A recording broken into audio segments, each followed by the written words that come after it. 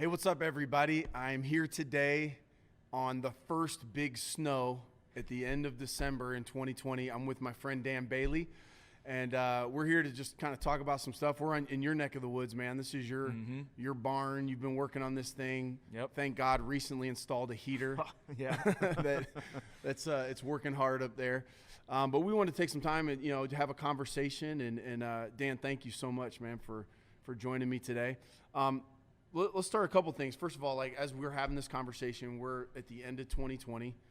No one needs us to give them a recap on the year, right? It's been wild. No one saw it coming in terms of COVID-19 and the economic shutdown. Obviously, you throw in the middle of that an election, and we know politics can be super polarizing. And in the middle of that, also a lot of social issues and things happening between different communities and police and law enforcement and racial injustices, just a lot of stuff going on. And, in the middle of that, each individual has their life and the things they're walking through. What are some things this year, like, what have you learned in 2020? I know it hits each person different, but, like, what have been your biggest takeaways from 2020 going into 21? God's still my rock. Like, when all else fails, that's where I need to turn to. That's what I need to be satisfied in. That's where I need to find my value in, my worth in. And knowing that on some level, like, everything's going to be okay. Somebody's got it worse than you do. Somebody's got it harder than you do. Somebody's got it a more difficult time than you do, no matter what you're going through. And honestly, I know we spoke on this a little bit before, but 2020, as crazy as it's been and as gnarly as it's been, and it has been for the entire world basically, 2020 has honestly been a breeze for me personally. Even though I've had to make some big changes in my life, take some big risks that didn't make a lot of sense, or maybe don't make a lot of sense to the outside viewer, but stuff that I knew that God wanted me to do and knew that I needed to do the things that I know that he may be passionate about. 2019 was probably one of the worst years of my life personally.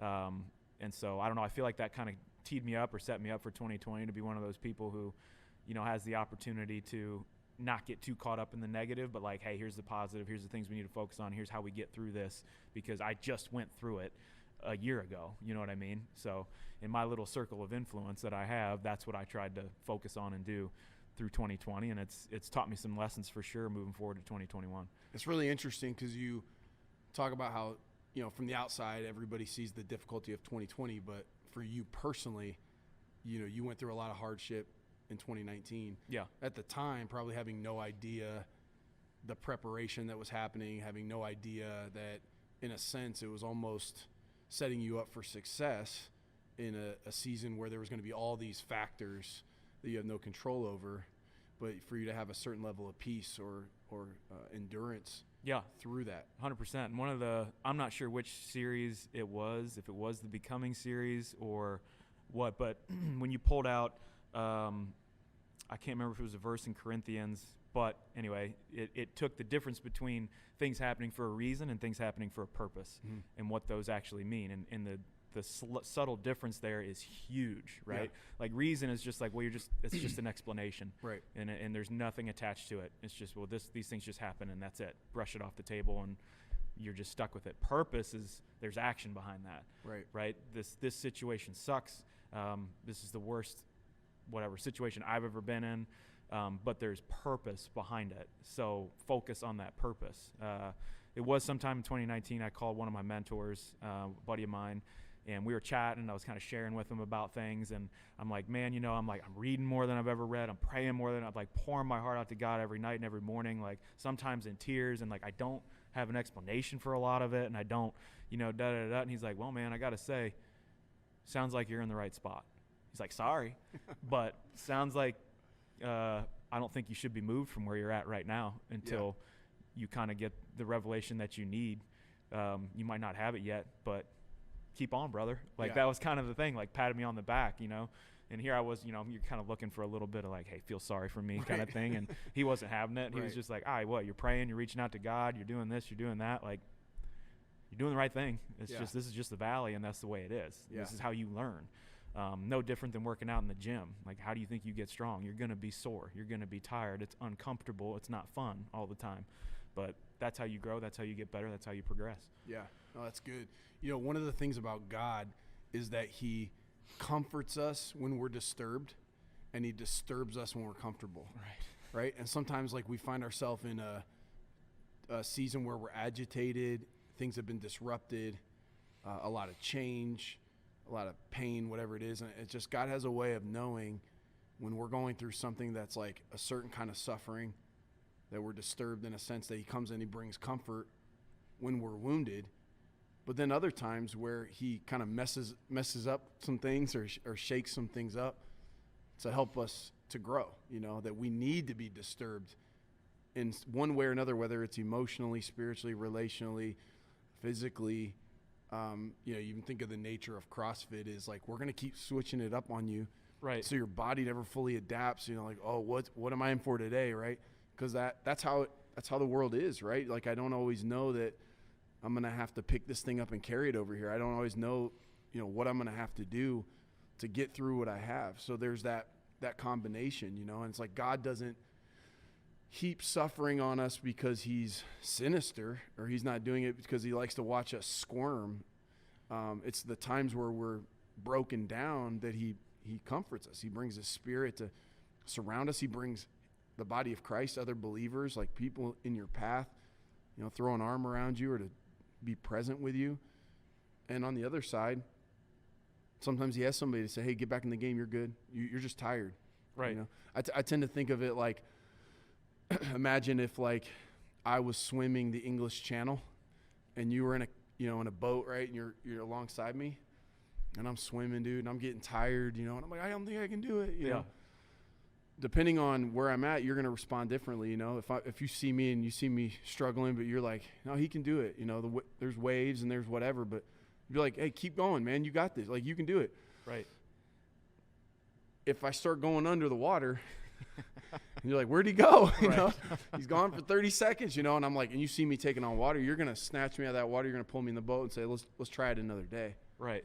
You know, and I think God has a way of doing that in our lives, like knowing sometimes it's hard for us to know the difference when we're in there swimming. Yep. But he has a way of knowing when we need someone to say, no, you're doing okay. Looks like you're in the right place. Keep stroking, keep going. Right. Or when he says, get in this boat, you know, catch your breath, you know. And there were threads of that for sure. There were other people who were that. There were other pillars that were there. There were other things that were kind of like that hand pulling me into the boat in a little bit, like, hey, like, come on in here right now, like, just chill out, like, you know, you don't need to be doing this or that or thinking this way anymore about those things. So that totally resonates as well.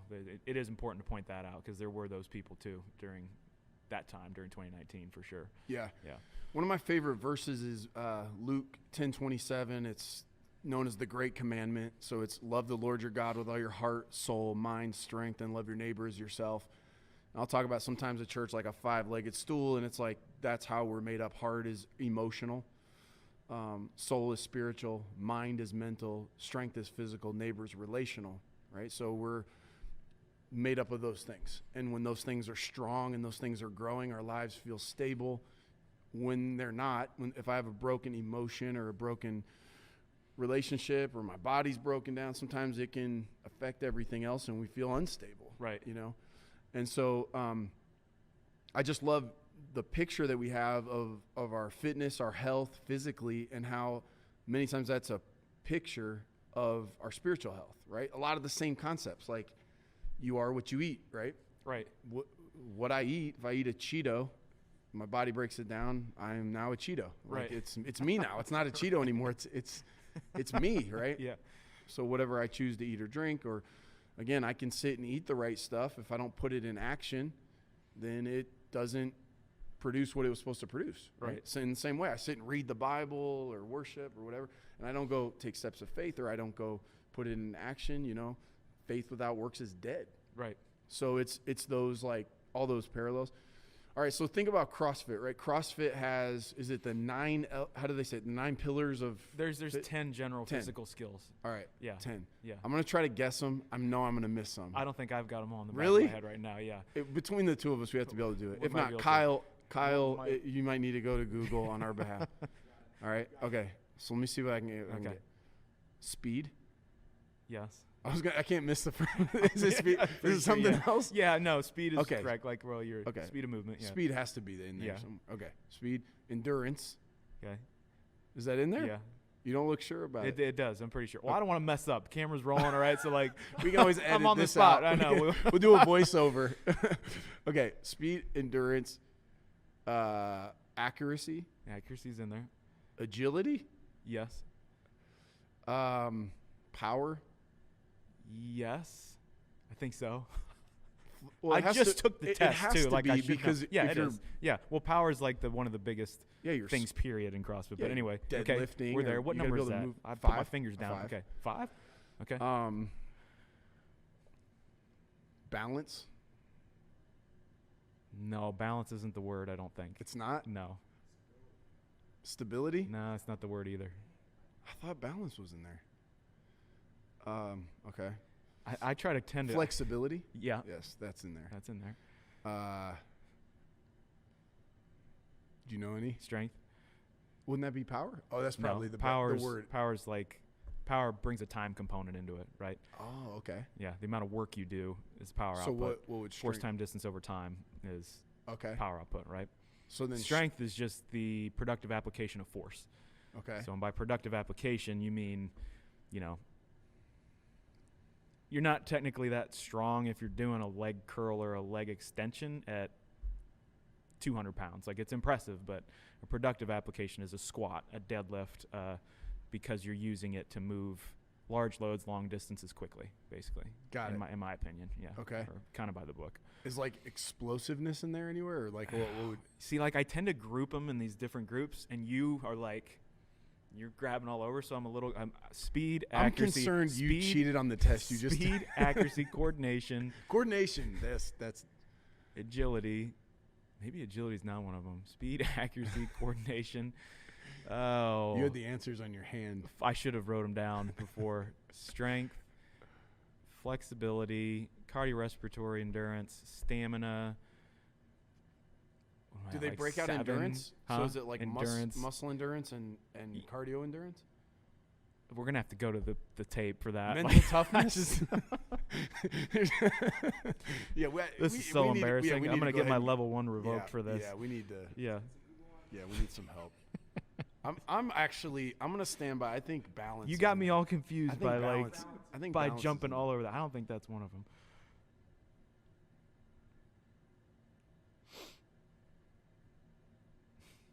We're going to Google. Got to go to the experts. Yeah. In the meantime, I'm going to do some pull-ups here. So we've got cardiorespiratory endurance, stamina, which we touched on, strength, flexibility, power, speed, coordination, agility, balance. Yes! And accuracy was the last one. Accuracy is the only one we didn't get. Let the record show balance. Balance is in there. I'm ashamed. Okay, so let's do this. Let's pick out of all of those. Yeah. What's your favorite one? And then let's talk about why it's your favorite in terms of fitness, and then let's talk about it in terms of life. Man, that's tough. I probably have to say, in terms of life too. Well, forget that. Just for fitness. I mean, probably speed. Like, I've always wanted to be fast. Those were Carl Lewis, Michael Johnson, like Mike Powell, Usain Bolt. Like, those were the guys that I wanted to be like in track and field. And so that would be an easy pick for me. Like, track and field was my game back in the day, and those were the guys that I really looked after, and that's the guys that I tried to like replicate what they did. So being fast, speed, yeah. All right. So, which I do actually, I remember one of the games, dude, you straight killed it on speed. It was that one. It was just like straight down the field, and then a couple zigzags and then some hurdles. I think it was over. Yeah. You lit up, dude, when you knew that one was coming. Oh, fired up! Like, those are points that I gotta get, and these are mine. Like, don't drop the ball here. Yeah, this needs to happen. All right, so you think speed? Let's think about that in life. Like, what have you learned about speed of life? What have you learned about that concept related to the real world? Yeah, actually, I could tie in one of your most recent lessons to it a little bit, or one of your most recent sermons. So you talked about how, how much time productive time we actually have. First 10 years of your life are kind of worthless. Right. Last 10 years of your life are a little bit worthless. So there's 20 years that are just kind of gone, not worthless, but you get the point. So realizing the urgency to be disciplined, to have a focus, to have goals, to work towards them every day. That's still quickly, even if you take it out in forms of years, like I'm going to get this degree in 3 years instead of 4 because I'm going to work really hard in X, Y, and Z. Like, it's awesome. You know what I mean? Or I'm going to accomplish this task or learn this or get better at public speaking or play the guitar or whatever it might be. Getting those things done quickly is important because of the time it takes to learn different things and the focus that it takes to do that stuff. And the faster you can learn skills, the faster that you can pass them on to somebody else, that you can teach somebody else and improve the quality of life of somebody else. So how's that as an answer? No, that's really good. Yeah. I think that's really good. I think when you think about understanding the task at hand and going, what gear am I going to shift in for this? Yeah. Right. So even part of CrossFit's it's 3 or 4 days? 4. The games? Yeah, 4. So you have to know on Tuesday what you're being asked to do and how that might relate to Friday, and in a sense, pace yourself at times, or knowing, hey, this is my strength, and so I can get points here, so I'm going to just put my head down and I'm going to sell out. I'm going as hard as I can possibly go. Right. But you also realize that it's part of a bigger picture, and so I can't just sell out 100% pedal to the metal every single thing I do. I have to know what, strategically, how does this fit in with who I am and what I'm trying to accomplish and all those type things, right? So I think that's a big part of life. You look and you go, in this season, what's the thing I just need to throw all my weight into? I need to go all in completely. And then what things do I need to pace myself? I need to pick a different pace. I need to, and it can have something to do with your strengths. It can have something to do with the season, the other responsibilities that you have, the return on investment you're going to get, right? Right. There might be certain areas you're like, I could give everything I have, but I'm not going to finish in the top 10 because it's not the best use of me. I have to think, where am I going to really, really shift, into fifth gear? Right. And so I think that is huge application in life, as it relates to my responsibilities, what God's called me to do, my family, what I really owe them in responsibility and want to take seriously, and all those type things. So I think looking at rhythms in life and knowing even season by season, we this last year for us from an organizational standpoint felt like a lot of pressure, because we'd worked hard over the last 9 years to establish a church and an organization, a community, with some consistent rhythms. We meet every weekend in person. We're hugging each other. We're seeing each other eyeball to eyeball. We're worshiping God in one place at one time. And we had options for people who are traveling or who live somewhere else, but that was so much of our culture. And then in a blink of an eye, couldn't do it. Right. And so we're the feelings that everything's threatened. What's going to happen to this? Are people going to stop being a part of this community? Are they going to tune out forever? Are they, does it still provide a value for them? And all of those things. So we had a certain pace we had to run at in order to make sure that we could serve the people that God's called us to serve and to do the job that he's given us to do. Right. But at the same time, there was so much in terms of emotionally that felt like we weren't doing enough, or we couldn't do enough, or all the uncertainty. Is this actually helping people? Is this actually producing a result? Or people still a part of this? Because you're not seeing them every day. It's all of that. So within that, I'm like, I've got to find a healthy rhythm, because everything inside of me emotionally was like, sprint now, but it's like, I can only do that for, how long can you sprint it's but 20 seconts, maybe, right? Not very long.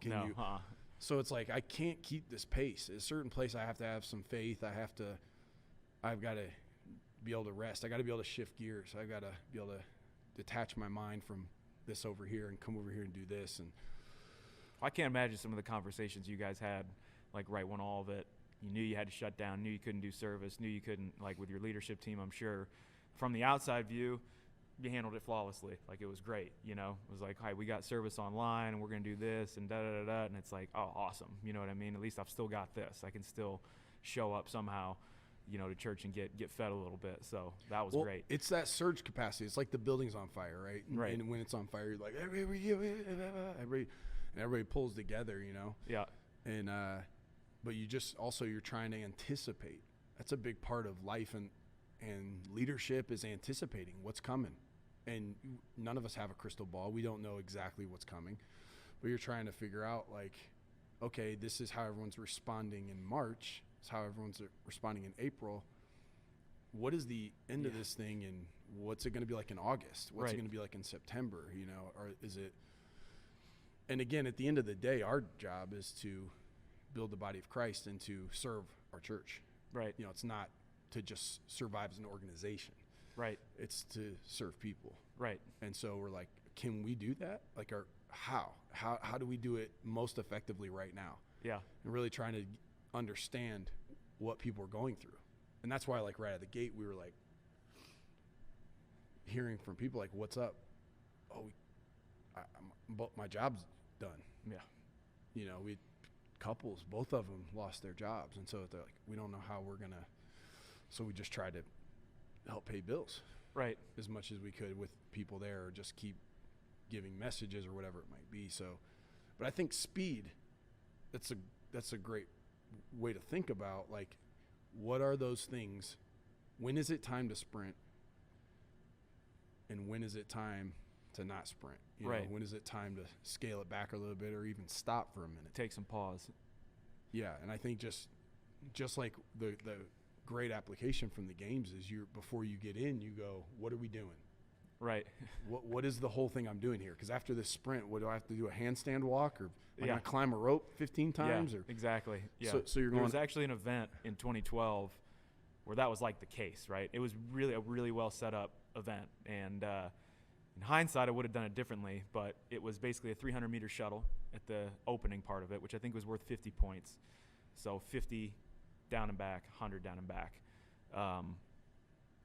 Timed event, everything, and then you had a 1-minute reset into, I think it was like 2 or 3 rope climbs to 15 to 20 feet, somewhere in there. It might have been like 18, might have been in the middle. And then like pushing a football sled, like with the body on it, like push it, drive it like 10 yards until and there was so many rounds of that till you drove it all the way across the field, or like 20 yards, because I think there was about 5 rounds. And in my head, I'm like, all right, like, let's get a good average here. Like, I know that I can obliterate everyone on this sprint, but I'm going to be on my back. When they say 3, 2, 1, go on the next workout, I'm going to be laying there for 2 minutes before I even want to climb that rope. And so I ran hard, but I kind of took it all as one event. And so, like, I adjusted my speed. I adjusted my pace. I'm like, okay, this is what I have to do. I'm going to run a little bit slower, and I'll still finish well. Maybe I'll win, maybe I won't. I know I'm going to win my heat, but we'll see how it shakes out. And so I ended up taking, like, 4th or 5th in the sprint, and then just absolutely bombed the workout anyway, like, did horrible at it. And it was one of those things, was like, man, I should have just, like, taken a 1st and a last, not like a 4th and a last. But for sure, those things do happen at the games, absolutely. You got to know everything you're doing. It's like, okay, you're going to sprint, and then it's like, okay, that adjusts how you attack something. Yeah. And you learn from that, right? So next time you had that type of thing, did that change the way you strategized in the future? Oh yeah, for sure. Yeah. It's like, you got to get points where you can get points. Like, you know you're great at this, then you need to go be great at it. You know what I mean? Go be great at it, drop the hammer, and then we'll take care of the rest when we get there. You know what I mean? All right, so of the 10 CrossFit elements, what do they call it? I want to make sure I get the language. General physical skills. General physical skills. Yeah. Your favorite is speed. What is your least favorite? You've got me thinking. Don't have a lot of cardiorespiratory endurance. Okay. Yeah, that's not been my my thing. Okay. I'm not super well at that. Like, you catch me in like Murph, or a longer workout that's 45 minutes, 30 minutes to an hour long. I don't look pretty. There's snot coming out of my nose. I'm drooling everywhere. You know, I've got a blank look in my eye. I don't respond when people ask me questions. I wasn't built for that. I was not purpose built to go the distance in some of those events. But again, that's part of what makes them fun. I don't enjoy training for it, like the distance side of it. I ran one season of cross country when I was at OU. It was one of the most miserable seasons. I mean, it was fun, but like, it's one of those things. It's like, you're not made for this. It was good for me to learn how to do it. And it's a fun challenge again. Yeah, that's probably my least favorite. All right. Yeah. So let's talk about that in the real world. All right. So cardio endurance. All right. How would you say that plays into mentality or experience in the real world? The ability of the body to gather, process, and deliver oxygen is what cardiorespiratory endurance is. Man. So it's kind of the ability, a little bit of what we mentioned before, I guess. Maybe the ability to pace yourself a little bit. Maybe finding the ability to how to keep yourself sustained through a longer process. Something that's not going to be. I mean, take 2020 for example. Stuff went down in March, and we're still right in the thick of it. Of all sorts of different things that you mentioned at the opener here. So figuring out how you can continue to sustain yourself through something like that, an arduous process, I think is a great real world kind of application. Yeah, one of the things you said a moment ago is you're like, I'm not really built for that, right? Yeah. So there are certain areas of your strengths that, you were always fast, right? You were fast. I'm sure you were fast Came as easy. a little kid, and then you were like a state finalist? I was state champ in the 55, and then second in the state in the quarter mile my senior year. Wow, yeah, that's cool. Only because Ted Ginn didn't run it that year. Yeah, he's kind of quick. He's kind of fast. That's world he's got class. a nice stride. World class speed versus college speed. Yeah, well, but still, I mean, so that was the natural part, right? So you're built for that. Yeah. The other side going, I'm not as built for this, and then the understanding those things. I think there are things in life that some of us are built for. Again, beyond just the physical stuff. I think there are certain situations that people are more naturally built for, right, and others that you aren't as much. And I think understanding what those things are, and then not quitting on them. Like you said, you're like, you don't go, I don't do that because I'm not good at it. You go, no, I need to do it because I'm not good at it. But you also, again, if you're, like Paul says, he goes, I compete for a prize. In essence, like I'm not just taking up oxygen. I want to make my life count. Right. So if you're at the games and you're competing, you're going, hey, I know I'm probably not going to win this, but I got to decide how am I going to respond to it. And, you think about even in Hebrews 12 where it says, run with endurance the race marked before you. And the idea that some seasons you do just, I'm going to finish this. It's not necessarily about finishing first every time, like, because you're like, this is one that other people are more built for than I am, but I'm gonna finish it. Right. It's interesting. A little bit about my story with my sons. Mm-hmm. The reality is, I have two sons on the autism spectrum, and I love them with all my heart.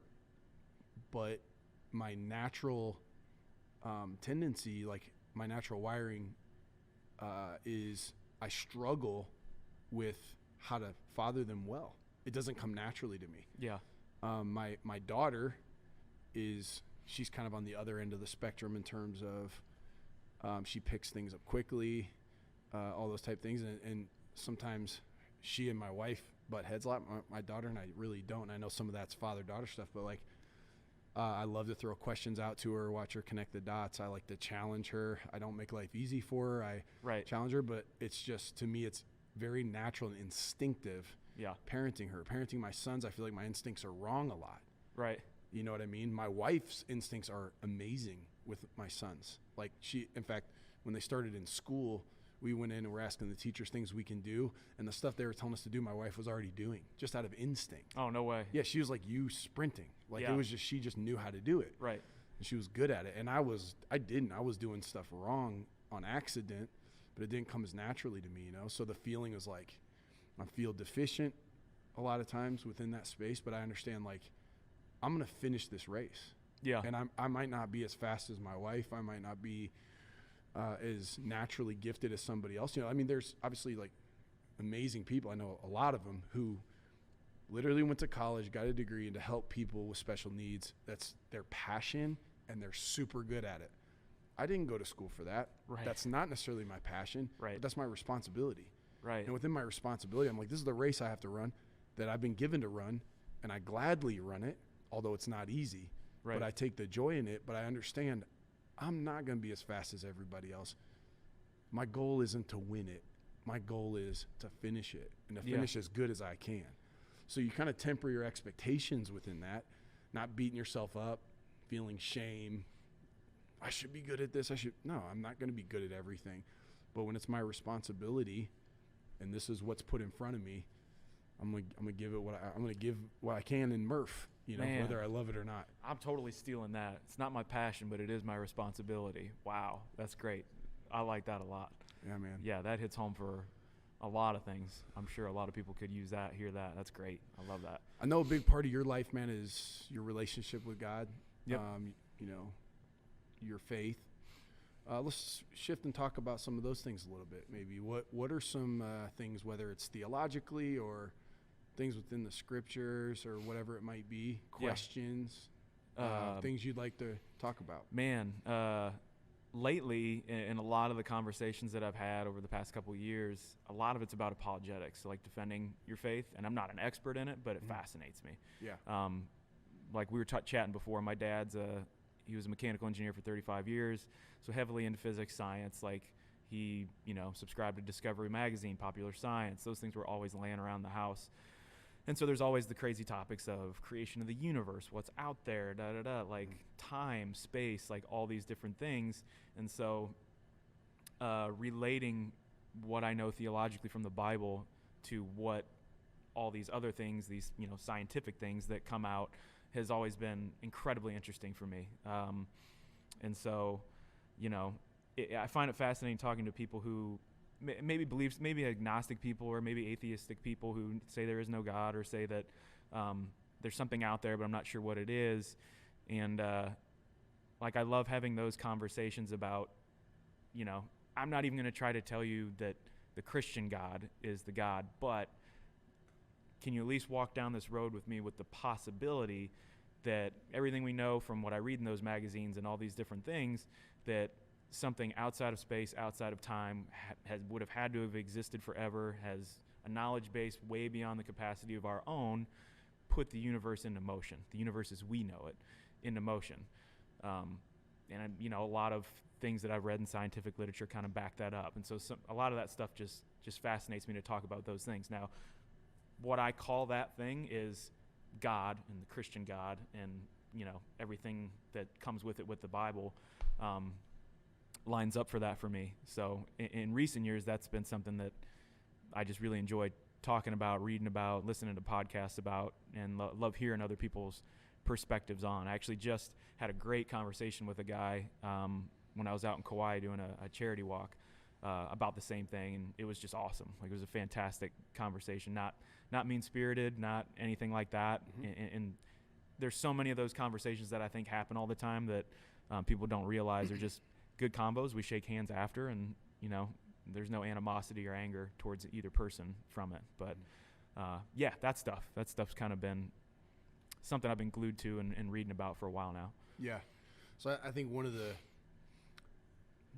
bad things that's happened sometimes in church is that we discourage people from questioning things. Yeah. Right? So we would sometimes label it as doubt. Yeah. Which is not right, actually. If you look at Jesus, a huge component of his life and ministry was question asking. He asked tons of questions.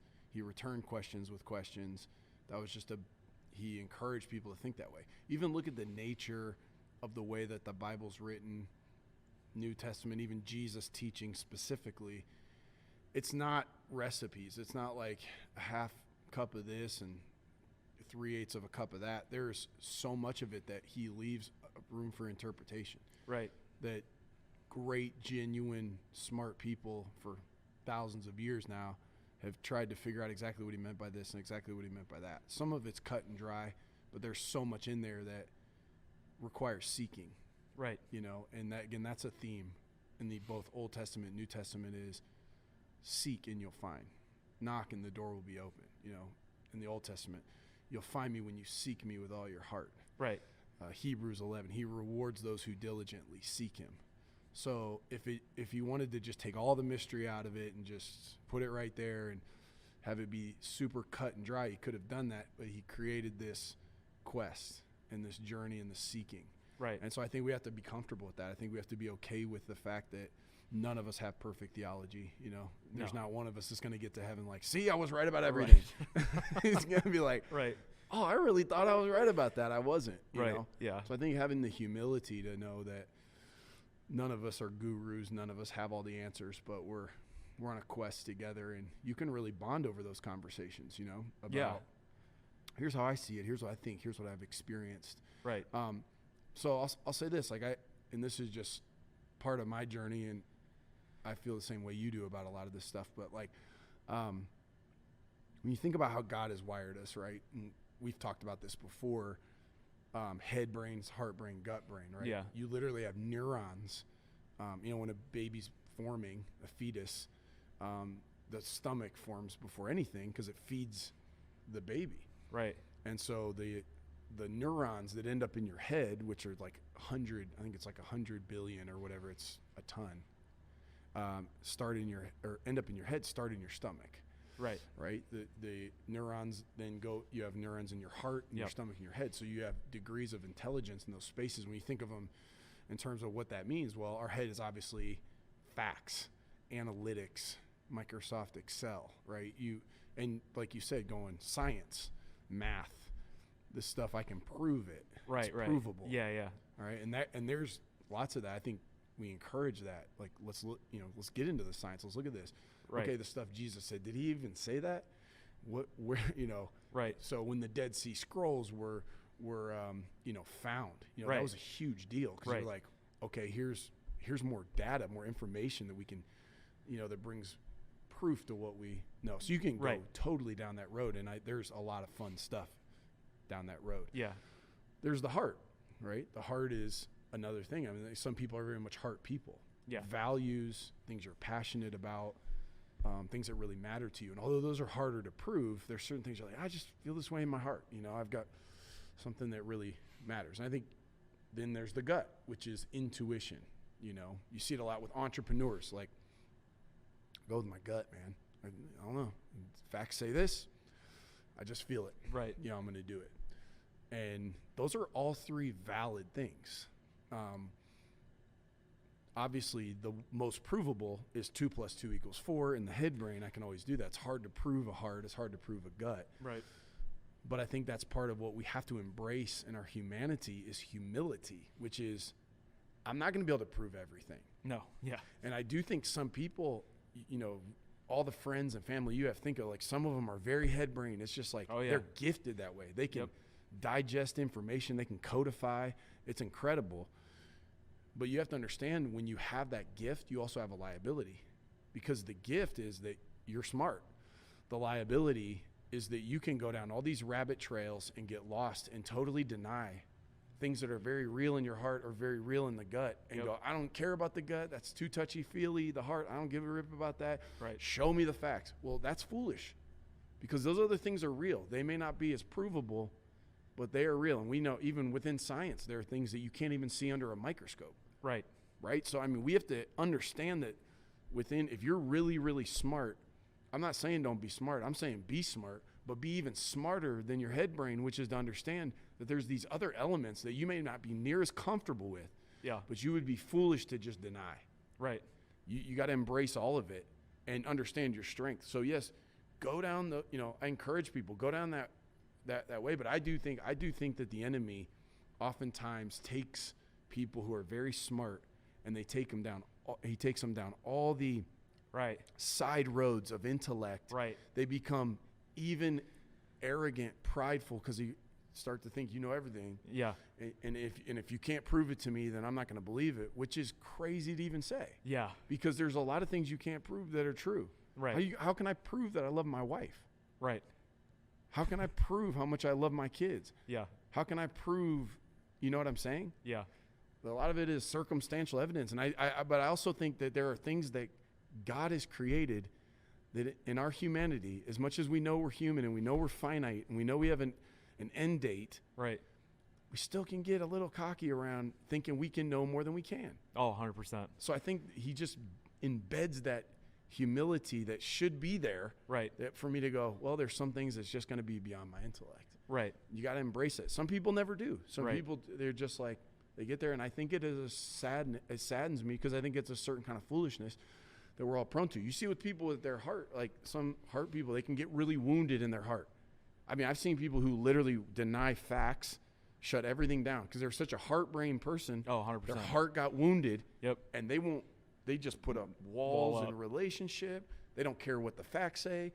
They just go in this other zone because their heart got hurt. Yep. Again, people in gut, they don't even pay attention to the other things. So it's all in play. And I think knowing yourself and knowing where is your tendency, where's your comfort zone? Is it head, heart, or gut? And then having the discipline to introduce the other ones and to realize those are real too.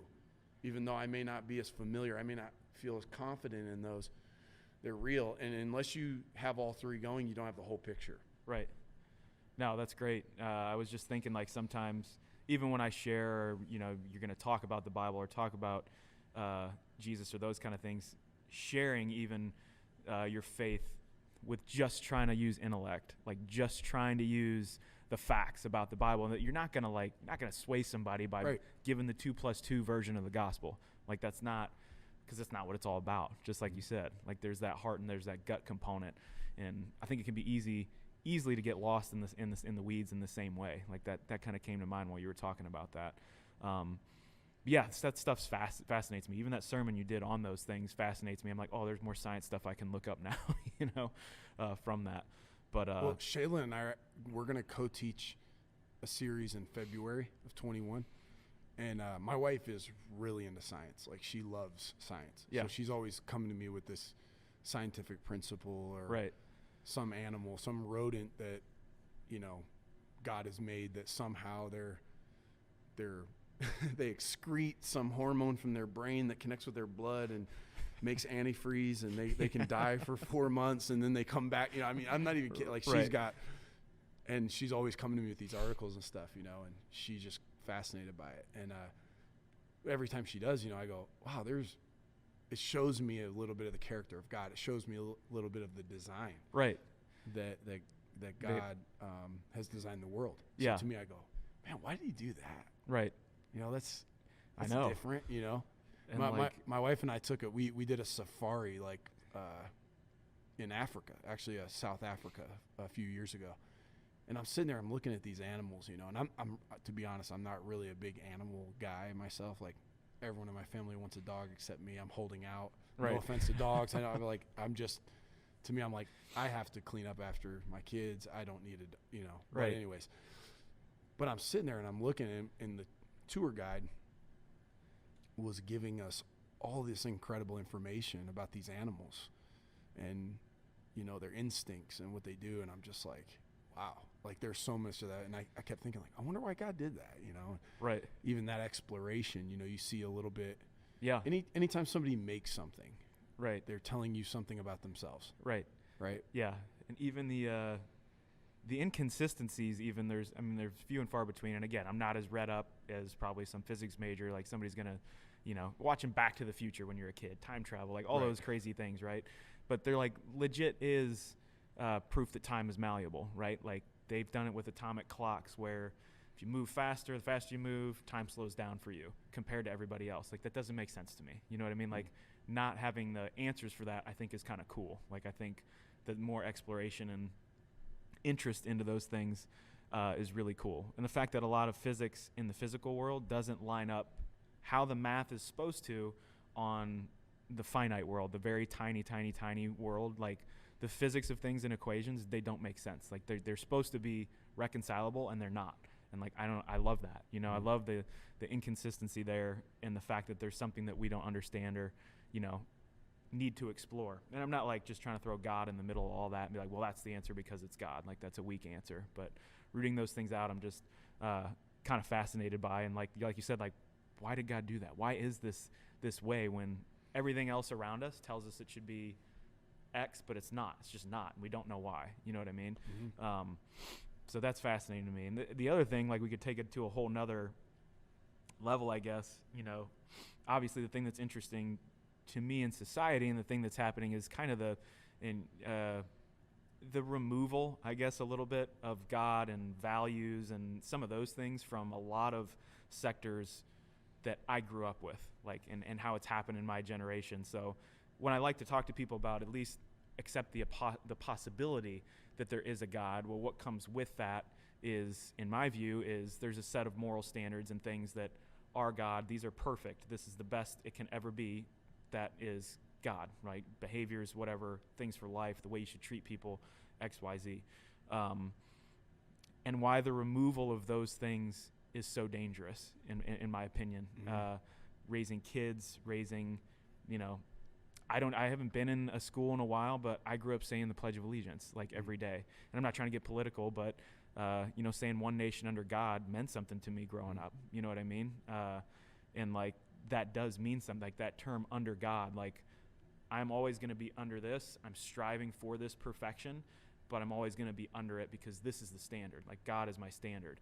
And taking that away, like removing those things from society and saying there isn't that doesn't exist, mm-hmm. That's a dangerous path, I think, to go down, because you lose focus, you lose track of, like, what's good, what's not, what's right, what's wrong. Like, to say that those lines are just, there is no absolute truth for anything is a very dangerous thing, I think, to accept and start to live. Not necessarily something that's not worth pursuing and reading more about and understanding in all of it, but that's something that always interests me too, or just kind of another, I guess, thing that I've observed and why it's been so interesting to me to for people to understand, even if they're not, you know, full bore on, you know, Christianity or ready to accept Christ. It's like, well, can we at least get to this point? Can we agree on this part, and then we can talk about this over here? You know what I mean? And that one point, that beginning point, kind of meeting people where they're at with a lot of their beliefs, is like critically important to me. The more and more I've seen it slowly get eroded and removed from a lot of the institutions that I've been a part of. Yeah. I think when it comes to the culture and how they respond to religion, or they respond to God or Christianity or whatever that might be, at least the way I see it, or at least my perception of that whole issue is, you know, you think, first of all, very small percentage of people are actually atheists. So it's like 2 or 3%. I mean, depending on the stats you look at, can be even lower, 1 to 2. But it's a very, very, very small percentage of people who just say there is no God. And I think the reason for that is because regardless of what you believe about a higher power or a being, it takes just a little bit of critical thinking, right? You go, where did all this come from? Oh, it was a Big Bang. Okay, well, where did the speck come from? Something had to have always been there. You just keep playing it backwards. The eventually, mover. What was there? Right. Something was there. Right. And I think for people that are just like hardcore, there is no God. It's usually, if they were to be totally honest, you dig deeper, there is a wound in there somewhere. Like, for some reason, something happens so unjust, they just can't believe in that. Right. And, but all that to say, if we're going to say 98%, 97% of the world thinks that there probably is a God, but then there's religion, which is man-made, so to speak, like, right. in a sense. You know, every religion, whether it's Islam or Christianity or Judaism or whatever it might be, says there's an interaction between God and man, and this is what we believe from that. Right. I think culture sometimes, rightly, is skeptical, because I think when you look in human religions, even Christianity, which I'm a part of that tribe, but within that you've seen some serious distortions, hypocrisy, twisting, even abuses, right? I mean, there's bigotry that's come out of churches. People that say, you know, I mean, slave owners were reading the scriptures as justification for it's gross. Right. And there's a certain kind of perversion around that that people have an allergic reaction to. And they go, well, we're going to pull it out of this because we don't want to, we don't want to indoctrinate kids. We don't want children being exploited, in the school, or we don't want. And so they're really not rejecting God. I think most of them aren't rejecting God. They're rejecting the expression of God that's come many times from, I think, Christians that really didn't embody the body of Christ. Because if you really understand who God is through Jesus, it's irresistible. Right. I mean, it's the most amazing sacrificial love. You couldn't, if you really experience, I mean, you can't resist it. Yeah. It's the most beautiful thing that's out there. Yeah. It really is. It's incredible. I mean, you even look at, so Jesus, Matthew 5-7, he does the Sermon on the Mount. And on the Sermon on the Mount, he says some stuff. It's kind of hardcore. Like, one of them, he's like, hey, you've heard the law that says if you shouldn't commit adultery. Right. He's like, man, I say, if you look at a woman lustfully, it's like you've committed adultery with her, right? That's demoralizing because, dude, I love my wife, but dude, who has not looked at a woman lustfully? You're like, okay, I suck. 100%. The next one, I've had a buddy ask me, like, I don't know, we're on some kind of topic about that. I'm like, yeah, man, I'm not even married. I've already committed adultery. Right, 100%. Like, what are you talking about? I'm like, well, that's the standard. Like, that's God's standard, It's impossible. It's impossible. Right? Then the next, he says, hey, you've heard the thing that says don't commit murder. If you hate someone in your heart, or you call him a fool, or he goes right down. Forgive him, like it's like you killed him. It's right. just as bad. You're guilty of murder. It's like that's demoralizing. We've all done that. Yeah. So if you're not careful, right, you read those type of things, and it leads to more bondage, and then you got everybody walking around feeling shame and guilt. Right. What's Jesus really doing there? He is setting the bar so high that no one can do it. Right. And then what he's doing is setting up the most beautiful act of love, which is I'm going to scale this bar, and I'm dying not just for you but as you. And then I'm going to have you more righteous than that. In fact, he says, unless you're more righteous than the Pharisees, these people who are so legalistic, right? They were as humanly, as much as a human can be. And he goes, you got to be better than that. So he goes through that process, goes through that pain, and brings us with him in a way that is the most beautiful act. When culture isn't rejecting that. Right. They reject the bonds and the bondage that we put on people. They reject what they see in Christians that can win an argument but don't actually love them. Right. And Jesus did too. Jesus said to the disciples, you put all this heavy stuff on people and you don't even lift a finger to help them carry it. Right. You know what I'm saying? Yeah. I mean, that's what he said. I mean, he went hard on these Pharisees who were really, in terms of their purity, they were probably more well-behaved than you and I. Right. And he went at them, and he was like, you set this standard so high, but you don't help anybody. Jesus put the standard even higher than they did, but he sacrificed his life and laid it down. Right. Does our country, do the people in my city and our community, is that what they feel from the Christians? I think that's what we need to focus on. And I think if we do that more and more, and you and I aren't so prideful to think we could just do it all by ourselves. Right.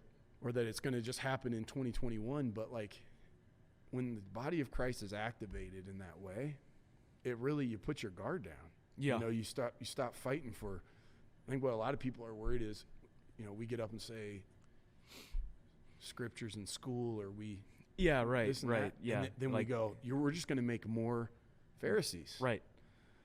And I understand that concern. Of course, for me, I want my kids to say one nation under God. I want my kids to understand if you pull God out of anything, problems. You're setting yourself up game for over. Yeah, it is just the beginning of the end. Right. Right. But at the same time, to go, I can understand some of those concerns, right? I can understand that if you grew up and you were homosexual, you know, you had same-sex attraction or whatever, and you went to church and they treated you like garbage. Yeah, they basically just started throwing stones. They started throwing stones. Yeah, and they felt self-righteous in the process. Right. Instead of actually finding out, who are you? Right. What's your story? Right. And you know what? I'm gonna love you whatever you do. Right. Now, I may have a difference of opinion on what I think you should do. Right. I may interpret the Bible in a way that I think that it's not right. Yeah. But I love you. I'm here for you. I'm not quitting on you. Our relationship is not at stake. Right. I'm not booting you out. One of a guy that I have one of the best conversations with every time I talk to him. We probably maybe talk like once a month. Same kind of scenario. He's put off from the church for that reason. And you know, we'll walk through things, talk through things, and like, I'm like, do you understand that? Like, I mean, exactly what you just said. It's the greatest thing. We can have this disagreement, but that's never going to stop me from being your friend. Like, ever. Like, not even close. You know what I mean? And like, where you find, you know, these behaviors, these things that biblically says you should avoid, it's like, dude, I'm in the boat with you. You're just not reading down far enough on the paragraph. Right. Like, I'm all over everybody's got some focus on this thing over here, and it's like, you're not putting your eyeballs on the other thing in your life, like the things we just talked about, adultery, lust, you name it, anger, rage, all those things. It's like, dude, we're all, I'm sitting there right next to you. Like, we're not, it's not like you're in the boat and I'm walking on the water. Like, that's not how this works. You know what I mean? And driving that home to people, like, it's crazy, the perception. Like you said, like, so many people have that perception of Christians looking down their nose at people, and that's what they're fighting. That's when, if they're trying to pull the pledge out of the school, they're not deep down. They may or may not know what their battle is. But their battle is with the legalistic Christian that doesn't show grace or love. Right. That's who they're really fighting. Right. You know. Now, I don't agree with. I think we should have all those things. You know, I want my kids to have it. I want our culture to repent. I want our, you know, and I want to repent. You know, I need to. I'm part of that. I'm a part of it. Right. I'm a part of the problem. Right. All that. That's one of the things I try to drive home to everybody when I talk about going to church. And, you know, if I invite somebody to church, and like, I just don't know if it's for me. I don't know if, like, I'd probably burn alive. You know, they joke when they walk in. I'm like, dude, I'm in there just to raise my hand and be like, hey, everybody, like, giant mess over here. Yeah. Like, I got so many things messed up in my life, the way I think, sometimes the way I act. And, like, I'm here to make it better. Like, that's why I want to be here. But same thing. Like, I'm in the boat with you. Like, that's why I go. You know what I mean? I mean, you look at the things, like, everything that Jesus really came to produce, it just breaks down walls.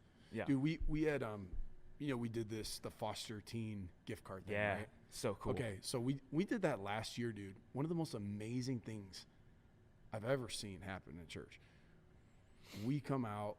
We're trying to get the 775 foster teens in our county. We're trying to get them a gift for Christmas, right? And a handwritten card, and just show up for them. And we come out with this, and we did like a press release because we weren't sure if we were going to hit the goal, you know, and we wanted to get as many people as we can.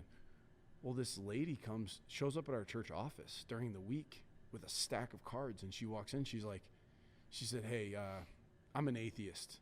I don't believe in God. But I just think it's really cool you guys are showing up for these teens. I want to be a part of it. And she drops the cards and leave. And I went, that's so awesome. That's amazing, dude. Because you're talking about a wall going down. Yeah. In essence, we weren't doing anything superhuman. It wasn't a big theological debate. We didn't go 10 layers deep into the veracity of Scripture and try to, you know, wrestle her into submission. Right. It was, we're doing the stuff Jesus did. We're going to be the body of Christ. We want to be a human expression of the gospel in our city. Right. And what'd she do? She showed up. Yeah. And she was attracted to it, and she participated, and we had common ground. Right. And she gave $25 gift cards, and I gave $25 gift cards, and you did, and we all did. And we did this thing together, and it was the beginning of, I mean, you look at Jesus shows up at the woman at the well. Yeah. You know, Samaritan woman, they had very different religious views, very different religious beliefs, and they just connect in a human way. And from there, you know, she was open to other conversations. So I think people close off, whether it's family members, whether it's culture as a whole, they close off when they don't see those expressions. I think the best thing we can do, because a lot of us, even well-intentioned, go, I got to argue my mom into the kingdom. You know, I got to argue my sister or my brother. It's like, you're not going to logically bring anybody to the gospel. It's like, head, it's heart, it's gut. Yeah. It's all together. Yeah. And so you go, what can I do? The best thing I can do is I can live it. I can live it, be in proximity, be consistent, be a transformed vessel in front of them. Not going, what do I need to show them? Let whatever flows out of a free life spill over onto them, and they'll start to go, something different. Now I start asking questions. Now I'm curious about that. Yeah. You know. Amen. Yeah. I mean, it's, our lives shouldn't be creating more bondage for us or other people. It's more freedom. Right. Who's not attracted to freedom? Right. Right. It's what's, counterintuitive. It is right? Counterintuitive. Counterintuitive. You're in a relationship. You want to keep her. Yeah. So you go, if you ever leave me, if you ever cheat on me, you won't even know what I yeah. Or the jealous boyfriend, the jealous girlfriend. Why? Well, because you think, man, if I give them this bad energy, they'll stick around. No, dude, it's the freedom that is like, again, Paul says, I don't go sin so that grace will abound. My respond to grace is actually more commitment. Right.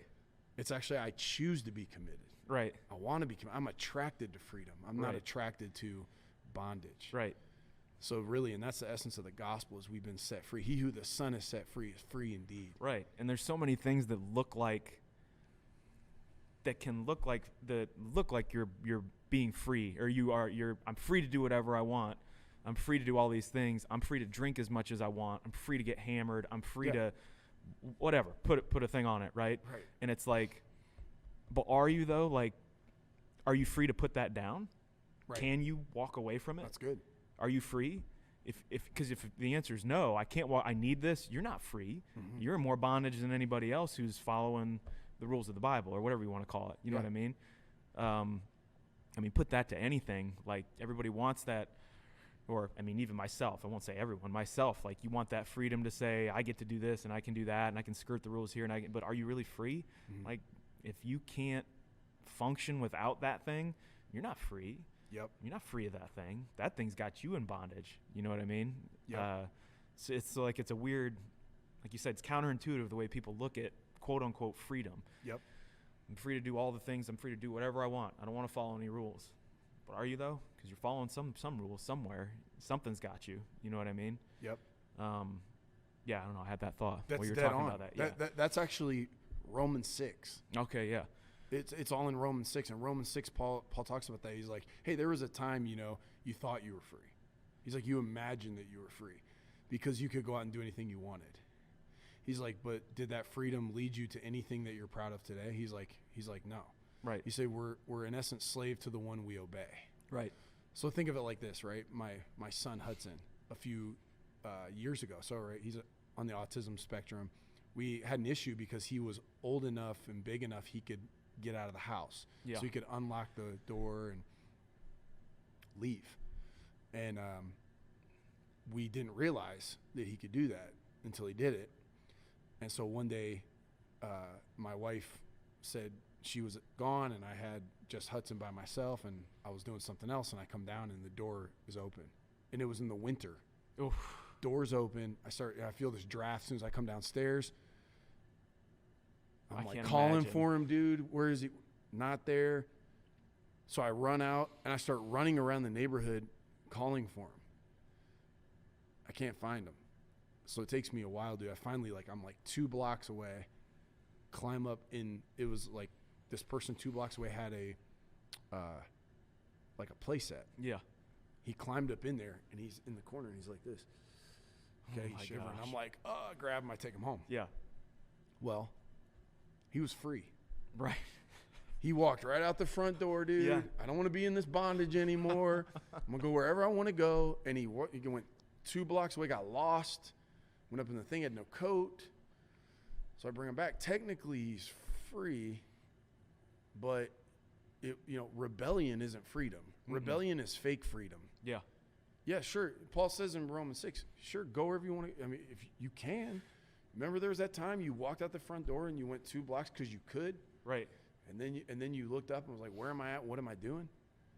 So in essence, freedom is understanding the protection of the boundary, understanding the warmth and the safety of the house, and choosing to live within that because you understand, the rest of that. Right. Yeah, you could walk out and you're still going to be loved, and you might freeze and I'm going to love you frozen. Right. So it wasn't, does his dad love him? That Right. wasn't on the line, because I will love that kid as long as I have breath. Right. It was, what are you going to do with this freedom? And what does real freedom even look like? Right.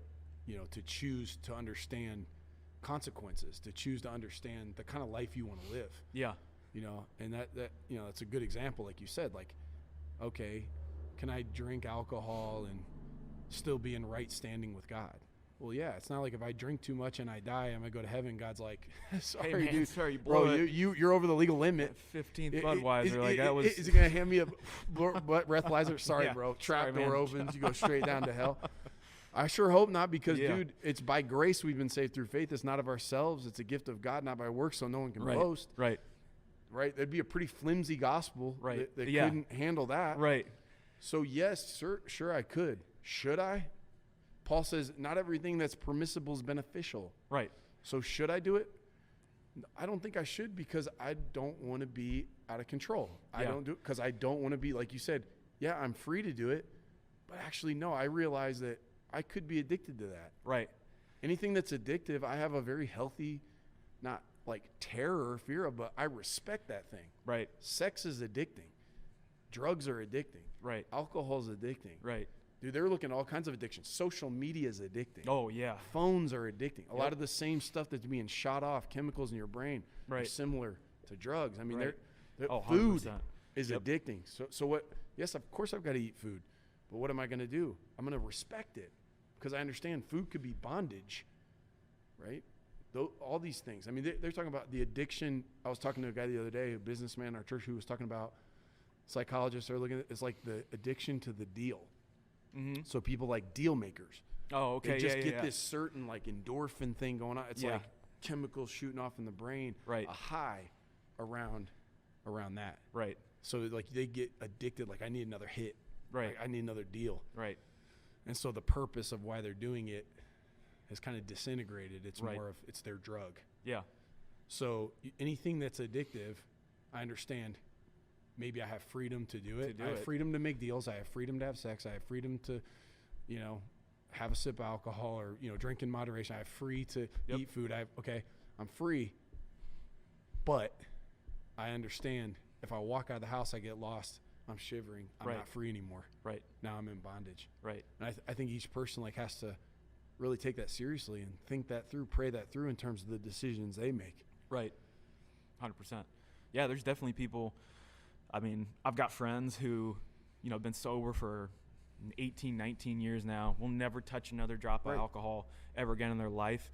I can have 2 beers in an evening. I can have a glass of wine, and I know that I don't want to have any more. Like, I know that it's not, that's not for me. It's not, I'm not addicted to it. I don't have any draw to it. I don't have genetically anything like that in my system. You know what I mean? So for me to have that freedom, like, I have the freedom to have a beer.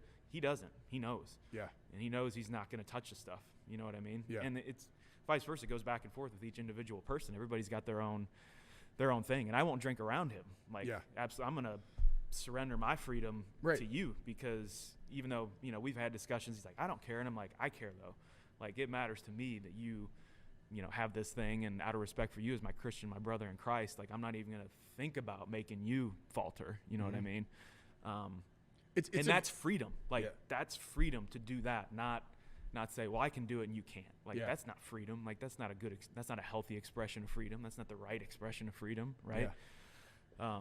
Well, the litmus test with yourself too is to be totally honest, to go, if somebody took this away, how would I feel? Right? I was talking to a couple one time, and there were some trust issues in their relationship, and she's like, I see him on his phone all the time, and and she's like, anytime I try to touch his phone, he gets real defensive, I thought, like I understand privacy and I understand like, you know, you don't want to be in a relationship where it's like, give me your phone. Yeah. But if there's a trust issue, it's like, if my wife wants my phone, like if I have nothing to hide, it's like, yeah, take it, whatever. If I'm like unwilling, you know, if I'm like this, it's dumb. It's a phone, right? Right. But there's something there, like anything you have to pry out of my fingers, whatever that is, there's something there. Right. It's a bit of a red flag to go. Yep. Like you said, if you're arguing so hard, I need to be able to have this. I need to be, you know, Paul says, don't be mastered by anything. Right. Don't let anything master you. Yeah. And you start to go, if I need it that bad, then am I really free? Right. You know, and if that's your argument, I'm free to do it. You know, you make a great point. Right. Dan, you really do with that. It's like, are you or are you not? Right. Or is that just the thing that you're the slave to? Yeah. You know what I mean? It's good. What I was hearing you say too, as you were talking there, was the willingness to take something that may even be innocuous. It's not like it could be easily justified, and digging layers deep underneath it, because that's really where the freedom is. Right. It's, you know, you could go from being opiate addicted to being free of opiates and still in bondage. Yeah. If you don't find out what, you know, I was talking to a guy a few years ago friend of mine, and he just would kind of trade one addiction for another. Yep. He kept sort of just cycling them. So he'd get over this one and go to that one and whatever. And one of the ones that he would have is actually like food. He would kind of balloon up and do these different things. And he's talking to me, and he was like, talking to me about food addiction, and he was talking about carbs and some of these things, like what they make you feel and all this stuff, and comparing it to some of his other addictions. And as he's talking, I'm starting to feel lightweight convicted, dude, because I'm like, I love pretzels and I love, you know, kettle chips and bread and pasta, whatever. And of course I can sit there. I'm like, dude, it's just carbs. You know, it's whatever. Yeah. But as he's talking, I started to think like, yeah, you know what? I think I'm going to stop eating kettle chips. It's done. I know it sounds so stupid. Right. But in my mind, I'm like, yeah, I'm going to stop eating kettle chips. And it was like, heck no. I don't stop eating kettle chips, you know? Yeah. And so I go home that night and I tell him, I'm like, you know what, man, I'm with you in this journey, dude. You know, I'm feeling it. I'm no more carbs. I'm going to do no kettle chips. Right. He's like, okay, cool. Yeah. I go home that night, dude. I'm like looking at these kettle chips. I'm like, cause I love them, dude. Yeah. At night, it's like 10 PM. I'm laying in bed, dude. I can see them in the pantry. In my mind, I'm like, I'm just going to do one bowl, dude. I'm just going to do and honestly, as much as I can justify, dude, that's a bag of chips. And of course, it is just a bag of chips. It's not the end of the world. It's not going to but it was one of those things that I go, why do I really want this? Right. And I can say, well, I just like how it tastes. No, it's providing something for me, right? Right. And if I'll have the courage and the willingness to kind of dig a little bit deeper. Yeah. And I go, what's at the root of that? It's going to affect more than just my carb intake. Right. It's going to affect my overall freedom. Right. Right. Somebody call the cops. Yeah. It's Wednesday at noon. It goes off. I was going to say, like, it's right down dude, the road. They heard, dude. We're having a hot conversation, dude. They're going to shut us down. Yeah. I'm the same. That's my cereal. Cereal is that for me. Yeah. I used to eat a bunch of cereal when I was a kid. I don't really eat it a whole lot anymore. But I win that battle at the grocery store. Like, if I buy a box of cereal, it's done that day. Like, if I buy 2 boxes of cereal, they're both gone that day. Like, I'll destroy it all and then have the worst stomach pain in the world about 6 hours later, you know? Like, so I'll try to have, like, a treat every now and then. I'm like, just 1 box of Lucky Charms. Like, you'll be all right. And, like, I don't even want to bring that stuff home. Like, it's being honest with yourself and going, I mean, dude, you can have Lucky Charms, right? You can you can, but going, do I want to live a life where I'm giving into compulsions? Yeah. You know, you think about actually in Matthew 4, Jesus. I didn't expect it to come around again. Dude, I'm fired up. I was the one all excited now. Matthew 4, Jesus fasts for 40 days. Right. And, you know, he gets to the end and it's like Satan tries to tempt him with food, you know? And everyone marvels because they're like, how in the world, after not eating for 40 days, could you not give into the temptation to eat bread? And it's like, well, dude, he hadn't eaten 120 meals. Right. For 40 days, he said no. What's 121? Yeah. You know, he in the discipline of going, I'm going to tell myself no when I don't have to. Right. You got the money to buy it, don't buy it. Why? Well, you could buy it. It's not a sin to buy it, but you're going, no, I want to aim higher than that. Right. I want to have the discipline to tell myself no when I could tell myself yes. Right. Yeah, I could drink this. Yeah, I could eat this. Yeah, I could do this. But I'm going to tell myself no. And I think that habit, like building that discipline. Yeah. Not because I'm trying to earn God's favor. I'm already favored by God. I'm already loved by God. Right. It's doing it because I understand the result. And that's the life I want to live. I want to live in that level of freedom. Yeah. I don't want to be spiritually free, set free by God, and then in bondage to my body. Right. Or in bondage to my mind or my emotions. I want to be free in every area. Right. It's gold. Dude, thank you. Thank you. Thanks for letting me hang at your house. Let's do this again sometime. Absolutely. Yeah. I mean, loved it. You know, we can talk about whatever. We can keep going through the 10 elements. The general physical skills. General physical skills. That'd be fun. Yeah. We can do that another time. But, man, thank you so much. Yeah, absolutely. Thank you for coming out. All right. God bless you guys.